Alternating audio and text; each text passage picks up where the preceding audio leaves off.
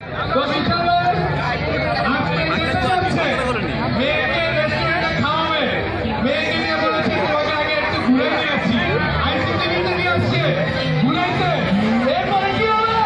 বিশাল ভাই count down 5 4 3 2 1 let's go!